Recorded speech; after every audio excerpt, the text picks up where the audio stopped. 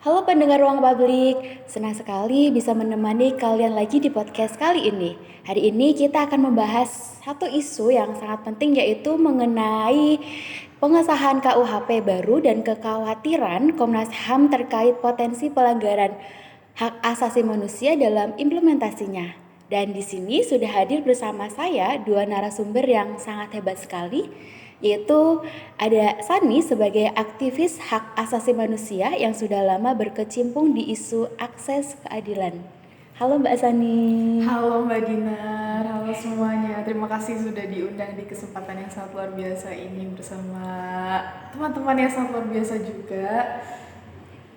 Dan juga ada Mbak Via sebagai analis hukum pidana yang akan membantu kita memahami aspek regulasinya. Halo Mbak Via. Halo Mbak Dinar, halo semuanya. Senang bisa join di diskusi pada podcast Ruang Publik pada siang hari ini. Rasanya sangat senang sekali ya bisa diundang di podcast yang sangat keren ini. Baik, mungkin bisa langsung dimulai saja ya. Untuk Mbak Via, untuk pendengar yang mungkin belum familiar, bisa jelaskan apa sih itu KUHP dan apa yang berubah di KUHP yang baru ini? Oke, jadi begini ya semuanya. Mungkin aku bakalan jelasin apa itu KUHP terlebih dahulu ya. Karena pasti taunya kita hanya singkatannya saja, tapi kita belum tahu KUHP itu apa sih sebetulnya. Jadi KUHP itu adalah Kitab Undang-Undang Hukum Acara Pidana, yang dimana KUHP ini adalah sebuah aturan yang mengatur seluruh proses dari penegakan hukum pidana, mulai dari penyelidikan, penyidikan, penuntutan, sampai proses di pengadilan nantinya. Jadi KUHP ini juga baru disusun untuk menyelaraskan prosedur dengan perubahan besar di KUHP nasional yang juga direvisi secara besar-besaran. Nah, lalu ada beberapa perubahan utama, yaitu meliputi pengaturan ulang upaya paksa seperti penangkapan, penyadapan, penggeledahan. Lalu yang kedua ada revisi hak tersangka, saksi dan juga korban, serta penegasan beberapa prosedur teknis baru. Ini sebetulnya bukan sebuah revisi kecil ya, karena memang kalau dilihat-lihat dan juga kalau kita analisis lebih lagi itu punya dampak yang besar.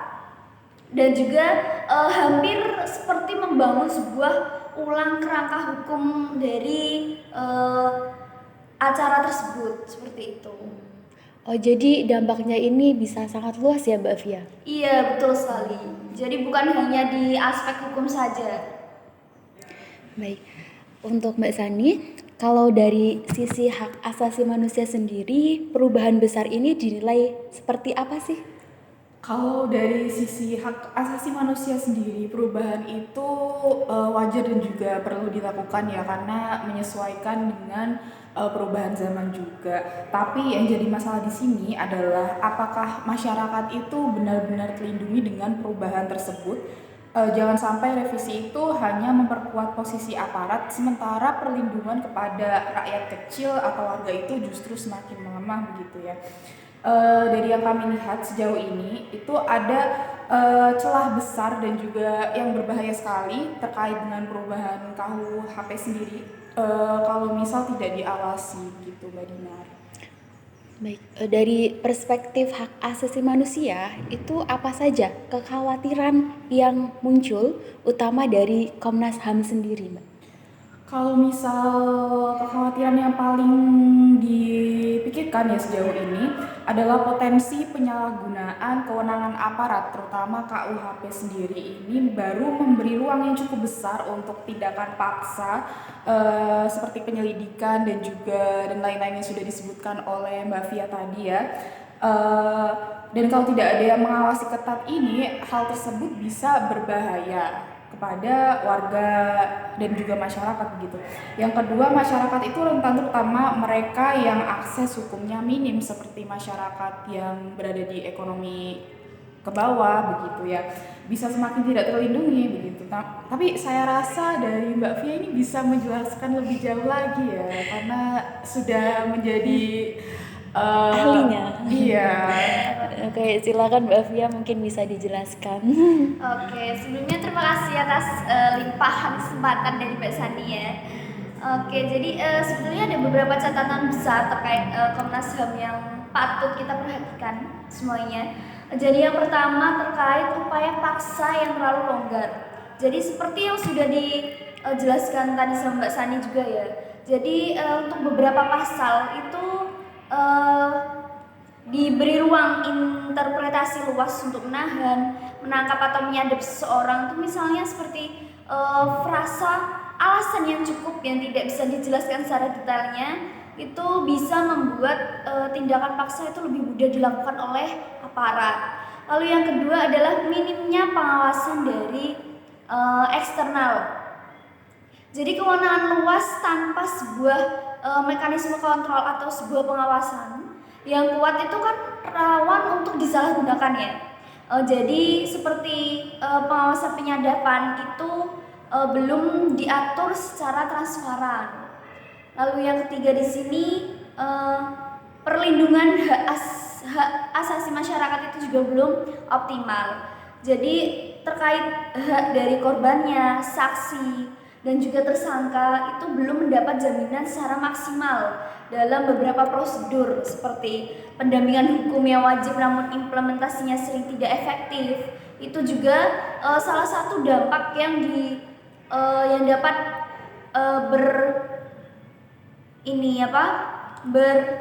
yang bisa didapatkan oleh korban, saksi, dan juga tersangka yang belum mendapat jaminan secara maksimal tersebut.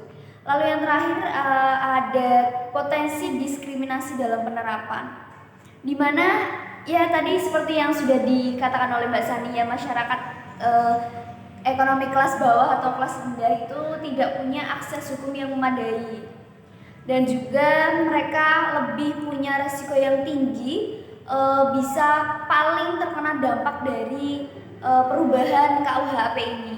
Lalu yang selanjutnya ada kebutuhan masa transisi, di mana aturan baru yang direvisi secara besar-besaran ini kan sebetulnya seharusnya ada masa transisinya atau ada masa jeda terlebih dahulu ya, karena harus diikuti pelatihan besar-besaran untuk aparat, karena tanpa adanya pelatihan terlebih dahulu yang benar-benar matang itu bisa bikin implementasinya itu malah meleset. Jadi apa yang seharusnya dilakukan itu malah kadang bisa melenceng seperti itu. Baik, jadi kekhawatirannya bukan tentang isi aturan saja ya Mbak, tetapi bagaimana aturan itu nanti dijalankan ya Mbak, seperti itu. Betul sekali. Bahkan aturan yang bagus pun bisa salah ketika diterapkan tanpa etika dan juga pengawasan. Jadi memang kontrol itu sangat penting. Betul sekali, dan jangan lupa di Indonesia ini kita juga masih punya banyak masalah klasik ya, salah satunya seperti ketimpangan kekuasaan gitu. Kalau KUHP yang baru itu memberi ruang luas untuk upaya paksa tanpa mekanisme kontrol yang kuat seperti yang sudah dijelaskan oleh Mbak Via tadi, maka kelompok lemahlah yang akan pertama terkena dampaknya, dan itu hal yang sangat dikhawatirkan terutama dari Komnas HAM sendiri. Mungkin banyak pendengar yang merasa saya jarang berurusan dengan hukum, jadi aman gitu. Apa benar begitu Mbak Via? Tidak sama sekali ya. Jadi hukum acara pidana itu bisa menyentuh siapapun, bahkan yang tidak melakukan sebuah tindakan kriminalitas. Jadi misalnya ya Mbak Dinar ini ikut unjuk rasa, lalu terjadi kericuhan. Nah, kamu walaupun enggak ikut dalam kericuhan tersebut, ya kamu bisa diseret sebagai tersangka gitu. Terus misal ada orang yang jadi saksi kecelakaan, kalau saksi tersebut itu tidak punya perlindungan yang benar-benar ada pengawasan ketat, itu juga bisa ditekan untuk memberikan keterangan tertentu. Terus kalau kita misalnya jadi korban kejahatan ya, dan tanpa aturan yang melindungi, itu juga hak kita sebagai korban itu malah bisa terabaikan. Jadi KUHP ini adalah aturan tentang bagaimana negara itu memperlakukan warganya. Jadi semua orang harus peduli, harus aware terhadap KUHP yang direvisi ini. Betul, dan jangan lupa ketidakadilan hukum itu sifatnya menular ya Mbak Fia. Jadi benar sekali ya kalau yang sudah disampaikan tadi, kalau ada satu orang yang diperlakukan semena-mena dan masyarakat itu diam, itu akan menjadi normal di hal normal yang terjadi di keseharian kita begitu.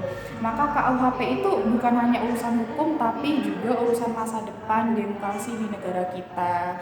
Jadi efeknya itu seperti butterfly effect ya, kalau misalnya kalian pernah mendengar itu. Jadi kalau sudah terjadi di satu tempat akan terjadi di tempat-tempat lainnya juga. Wah, menarik sekali ya Mbak Zani, butterfly effect tadi. Betul sekali. Baik, Mbak Via, lalu apa saja sih langkah yang bisa diambil agar KUHP ini yang baru ini tuh aman dan melindungi hak warga sendiri? Oke, jadi di samping beberapa dampak yang tidak mengenakan ya dari perubahan KUHP ini, jadi ada beberapa langkah yang bisa dilakukan.